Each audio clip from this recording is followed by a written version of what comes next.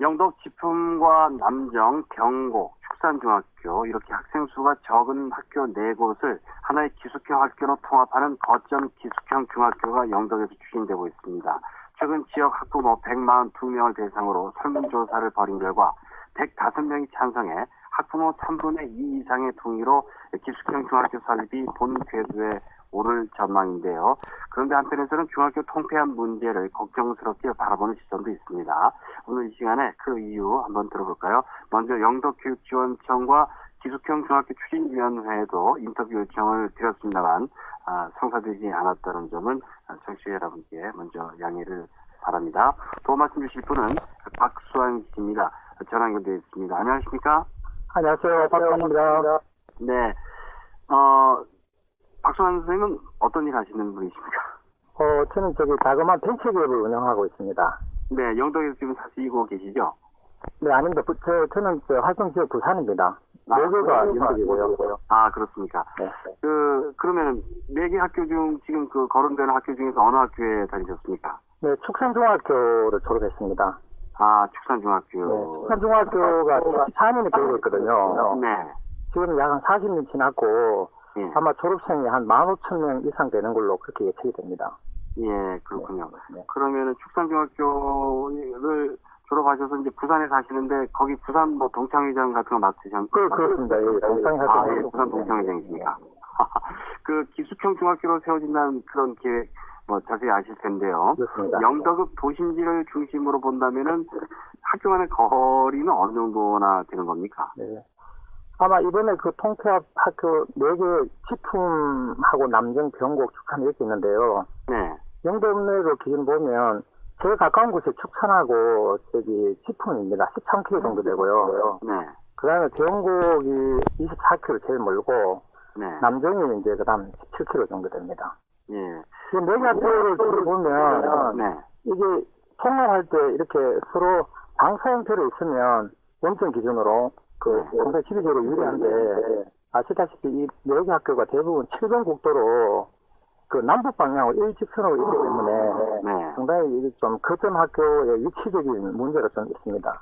그렇군요. 그러면은 이게 다들 봤으면은 아시겠지만 울진 같은 경우에도 있지 않습니까? 네네. 자리에서도 봤듯이 그럼 이제 그래도 가능하면은 가까운 우리 동네 좀 학교가 들어서길 바라고 계실 거 아니겠습니까? 네네네. 예. 중학교 통합을 이제 현재 우려스럽게 바라보고 계시다고 들었는데, 네네. 특별히 또 걱정하는 이유는 또 다른 어떤 게 있겠습니까? 네, 일단 단적으로 말씀드리면 이게 통합의 취지가 네. 어떤 교육의 수익자에 의한 어떤 그런 편의적이 아니고 네. 이 경제적인 논리에서 먼저 접근했다는 게 문제점이 있다고 먼저 지적하고 싶습니다. 맨 먼저. 네. 또 그게 사실 실제 중요한 키워드도 되고 그렇습니다. 예. 원래 통합을 이렇게 하면 네. 원래 이게 초중등 교육법에 근거하거든요. 제 30조하고 시행령 56조에 나와 있는데, 네. 최근에 이제 5월 달에, 국가재정전략회의라는 걸 해가지고, 거기에서 10대 전략 과제 중에 교육부에서 지방교육재정 효율화 방안이라는 게 나왔습니다. 네. 그 안에 이제 내부 세고 보면 결국 예산이 지방으로 내로 예산 줄어듭니다. 네. 교부금도, 교육 거금도 줄어들고, 또 학생 수를 하기 때문에. 그리고 그 안에 소규모 학교는 통폐합하라는 근거 기준이 강화되어 있습니다. 네. 그에 대한 후속 조치로, 우리 영덕군에도 영덕교육청이 이제 통폐합하는 걸로 결정을 하고, 이렇게 되는 상태이기 때문에, 네. 일반적으로 그 문제점이 뭐냐면, 통폐합을 함으로 인해서 지역에 인센티브를 지원한다. 네. 이런 빌미로 일단 통폐합이 추진되고 있는데, 아까 말씀드린 대로 이것은 지극히 교육 논리보다는 경제 논리에 치우쳐 있다는 겁니다. 네. 그래서 이런 것은 일반적으로 우리가 경제는 획일적인 경제 논리, 규모의 경제 논리가 있는데, 네. 교육은 다양성 그리고 창의성을 기반에 둬야 하기 때문에 네. 서로 개념이 상반되기 때문에 문제가 있다, 이제 그렇게 보는 거죠. 예. 그렇지만은 이제 또 무조건 또 이게 경제 논리가 교육 재정이 좀 부실해서 아니면 예산상의 문제 때문에 좀 이렇게 좀 효율성을 좀 기하는 것은 또 좀 맞다. 좀 동의하시는 분들도 계시지 않습니까? 그렇습니다. 일단 이제 그 동의한 부분의 이면에 또 하나 더 추가하고 싶은 내용은 초중등 교육은 사실은 의무 교육이기 때문에 우리가 어느 곳에나 동질의 교육권을 보장해야 하는 헌법에 배치된다는 거고요. 네. 이거는 공교육은 국가가 부담해야 되는 사항인데 경제 논리로 그렇으면 안 된다는 겁니다.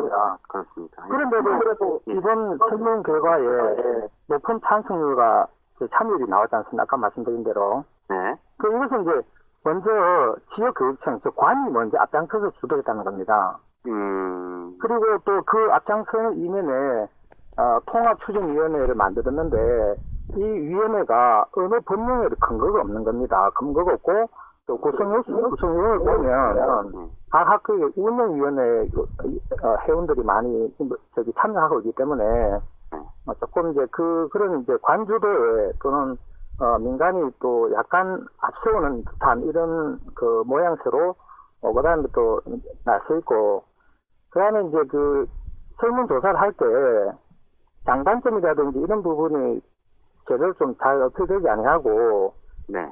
표기하면 인센티브가 지역이 많이 지원이 된다.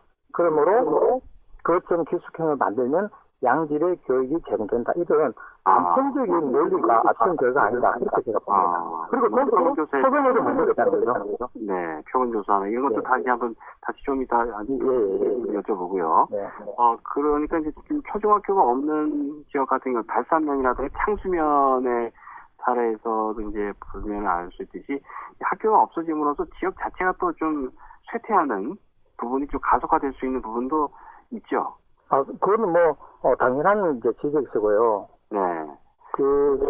실제로 이렇게 물론 거점 기숙형 중학교 설립이 물론 대안이 될 수도 있을 부분도 있겠지만은, 네. 우리 영도처럼 농어촌의 노령화가 심한 강원도, 전라도에서는 이미 이런 시행되는 경과 내역을 우리 살펴보면, 네. 방금 말씀하신 대로 농어촌 항폐화가 심하고, 특히 도농 간의 교육 격차가 더 심해지고 있습니다. 네. 왜냐하면 처음에는 교육 예산이 많이 나오고 인센티브가 있지만 그 사후에는 아까 말씀드린 대로 교육 재정 효율화 방안에 의거해가지고 학교 예산 지원이 학생 수에 의거해야 합니다. 학교 수가 아니고. 네네. 그렇기 때문에 결국 시간이 지나면 도농 간의 격차 심해진다.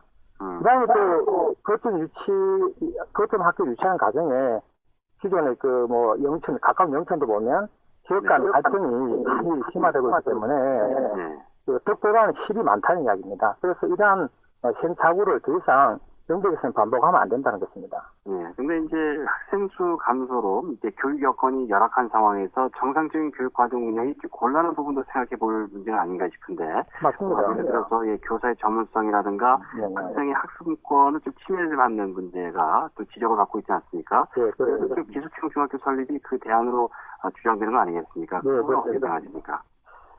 그런 점도 충분히 있지만 우리가 한 가지 결국은 이게 학교의 운영에 있어서 예산 관련되어 있는 문제인 것 같습니다. 예. 그래서 이제 기존에 우리가 농어촌 학교 특별 육성법이나 그다음에 또 각 지역에 맞는 작은 학교 지원사 이런 것이 좋은 정책이 많이 있었습니다. 예. 이런 정책을 오히려 더 활성화하면 도시에서 농어촌으로 인구가 유입되는데 유인책으로 아주 특화된 교육 정책으로 유의하기 때문에 정부가 재정 효율화로 예산 줄여서 통폐합할 게 아니라 오히려 지방 교육 재정 부분을 확대해가지고 실제 수산중학교처럼 적극적인 지원으로 특화 활동을 잘 하게 되면 오히려 맞춤형 교육으로 인해서 실제 그런 거점 학교에 상응하는 교육을 효과를 거둘 수 있다는 거죠. 네. 저 앞에서 이제 설문조사에 대한 말씀을 해주셨는데, 이제 최근에 이제 설문조사가 이제 진행이 됐고, 여기에 이제 지역 학부모 상당수가 찬성 의견을 보이지 않았습니까? 네, 그렇습니다. 이번 설문조사 결과, 다시 한번 좀 어떻게 보시는지, 부분에 문제가 있다는 부분에 대해서. 설문조사 아까 말씀하신 대로 참여가 한 94% 정도 됐고요. 네. 다음에 105명이 찬성했으니까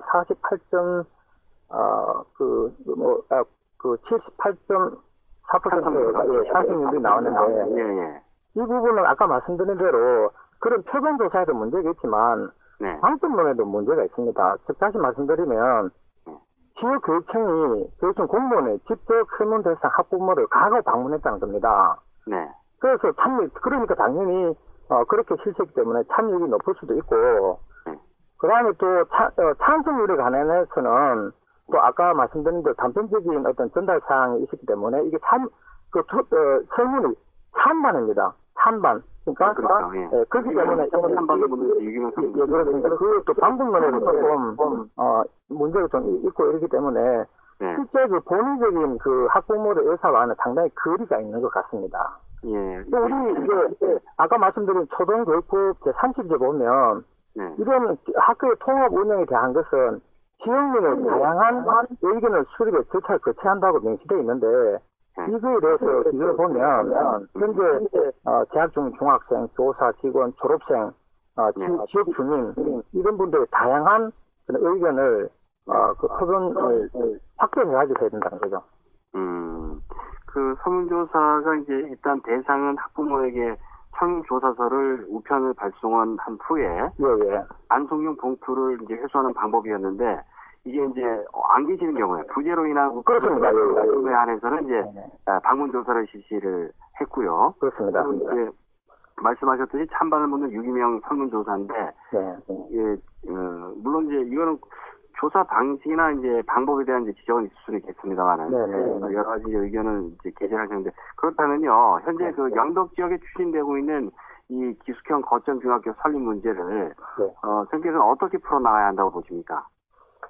저는 처음부터 이렇게 통폐합을 전제로 하고 그러므로 기숙형 학교 학교 설립 추진과 같은 이런 민간 기구를 발족해서 좀 간주도로 시행할 게 아니고 통합하는 게 좋으냐 아니면 존치하면서 맞춤형 교육식이 좋으냐 이런 장단점을 면밀하게 광범위하게 정보를 제공하고 또 처음부터 이건 우리 지역 간 사계면 또 세대 간 다양한 계층의 설문조사가 같이 잘 합리적으로 시행돼가지고 합의가 잘 도출돼야 된다 이렇게 저는 보고 있습니다. 그러니까 지역 주민들의 그 좀 더 구체적이고 상세한 어떤 의견들을 모아서 충분한 토의를 거쳐서 결정을 했으면 좋겠다. 이렇게 그리고 찬반으로 이렇게 투표하는 것은 맞지 않다.